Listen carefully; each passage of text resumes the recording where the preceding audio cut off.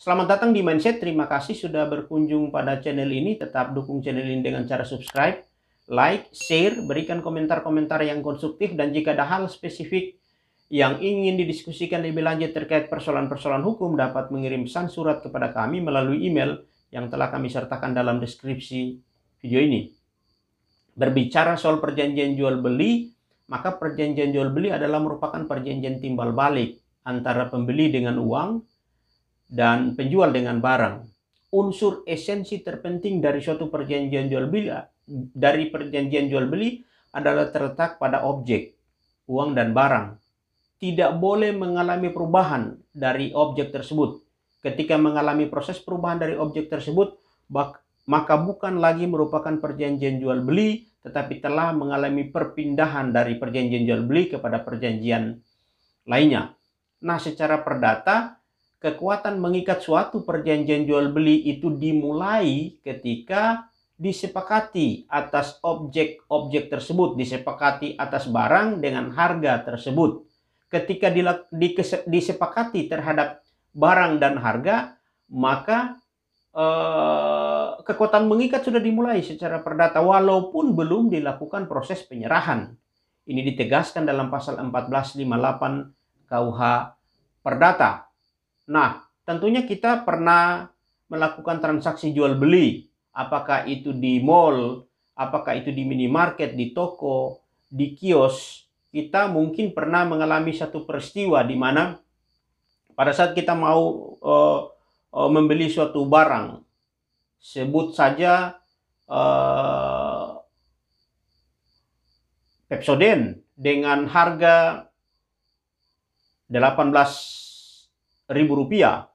sebut saja Pepsodent dengan harga Rp18.000, lalu akan melakukan proses pembayaran di kasir menuju pada kasir.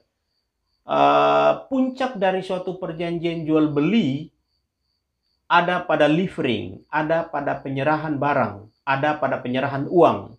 Puncak dari suatu perjanjian jual beli dan dianggap selesai secara perdata.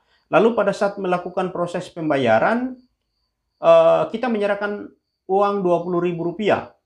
Tentunya karena harga barang tersebut adalah Rp18.000, maka harusnya ada kembali Rp2.000. Tetapi yang unik dan menarik adalah ternyata uang Rp2.000 tidak lagi dikembalikan, diganti dengan barang-barang tertentu. Nah, pertanyaannya adalah, apakah secara hukum hal tersebut adalah bertentangan? Apakah dibenarkan atau merupakan suatu pelanggaran hukum?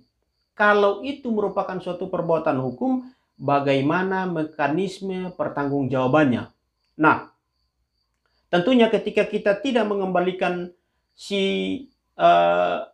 penjual barang tidak mengembalikan uang Rp2.000 mengganti dengan barang-barang tertentu adalah merupakan perbuatan pidana. Ini ditegaskan di dalam Undang-Undang 23 tahun 1999 tentang Bank Indonesia yang sudah dilakukan perubahan sebanyak 2 kali di tahun 2008.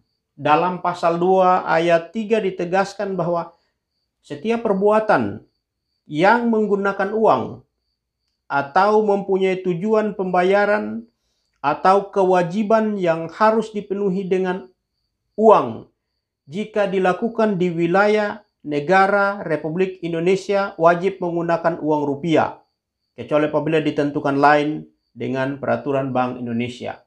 Jadi jelas setiap perbuatan termasuk jual beli, setiap perbuatan termasuk jual beli yang dilakukan di wilayah NKRI wajib menggunakan uang rupiah. Jadi ketika pelanggaran atas pasal 2 ayat 3 tersebut, maka di dalam pasal 65 Undang-Undang 23 1999 ditegaskan bahwa pelanggaran atas ketentuan pasal 2 ayat 3 diancam dengan pidana kurungan sekurang-kurangnya 1 bulan dan paling lama 3 bulan serta denda sekurang-kurangnya Rp2 juta dan paling banyak Rp6 juta. Nah, jadi jelas untuk dapat perilaku-perilaku tersebut dimintai pertanggungjawaban, mekanismenya adalah setiap permintaan pertanggungjawaban pidana diletakkan pada jenis delik jenis tindak pidana. Jadi ada delik-delik tertentu yang masuk dalam pengelompokan delik aduan membutuhkan pengaduan. Ada delik-delik tertentu, delik biasa, delik umum yang membutuhkan laporan.